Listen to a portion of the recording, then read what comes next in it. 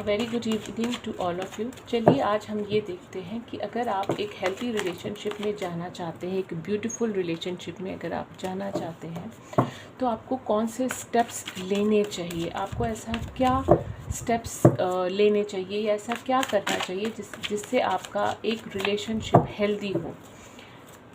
यहाँ पर हम अपने प्रीवियस रिलेशनशिप को भी इम्प्रूव कर सकते हैं थ्रू दिस ब्यूटीफुल स्टेप्स, और हम किसी न्यू रिलेशनशिप के लिए भी इस चीज़ को हम इन्वॉल्व कर सकते हैं। देखिए, जो मेरे कार्ड्स हैं या जो एंजल्स हैं उन्होंने मुझे ये मैसेज दिया है कि आपको किसी भी रिलेशनशिप में जल्दी नहीं करनी चाहिए, आपको हमेशा वेट करना चाहिए, सामने वाले की रिस्पेक्ट करनी चाहिए, सामने वाले के इमोशंस की पूरी तरह से उसको जब तक वो सेटिस्फाई ना हो जाए, वो खुश ना हो जाए, तब तक उसके लिए आपको वेट करना चाहिए। फिर आपको, अगर वो आपको अप्रोच करते हैं या आप उन्हें अप्रोच करते हैं तो उस समय अप्रोच करिए जब वो पूरी तरह से हाँ बोले, क्योंकि अगर उन्होंने ना किया या मना किया तो आप जो है वो कहीं ना कहीं बहुत आहत हो जाएंगे, इमोशनली स्टक्ड हो जाएंगे।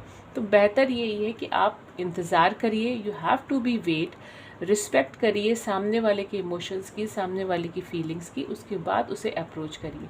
जब हम इस तरह से आगे बढ़ते हैं तो हमें एंजल्स की पूरी ब्लेसिंग्स हमें मिलती हैं।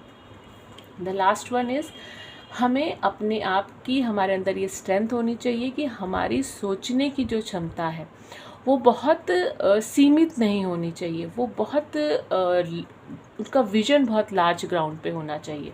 अगर कभी किसी को किसी बात पे गुस्सा आ गया है तो लेट इट बी गो, जाने दीजिए। आप उनकी जगह पर अपने आप को रख के देखिए, क्या आप भी वैसे ही करते? मेरे ख्याल से तो आप शायद यस बोलना चाहेंगे कि हाँ, अगर हम उनकी सिचुएशन में होते तो हम भी यही करते।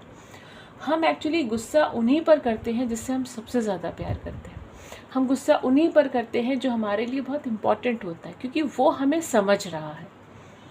तो मेरे हिसाब से तो ये जो 3 स्टेप्स है, the first steps, you have to be wait, आपको थोड़ा इंतज़ार करना चाहिए, रिस्पेक्ट करनी चाहिए इमोशंस की, लव्स की, उसके बाद अप्रोच करिए, और कभी अगर कुछ अप्स एंड डाउन्स होते हैं तो आपको अपने विजन्स को बड़ा रखिए, ब्रॉडर फ्रेम में चीज़ों को सोचिए। तो this is all about the reading how to improve your healthy relation. Thank you very much.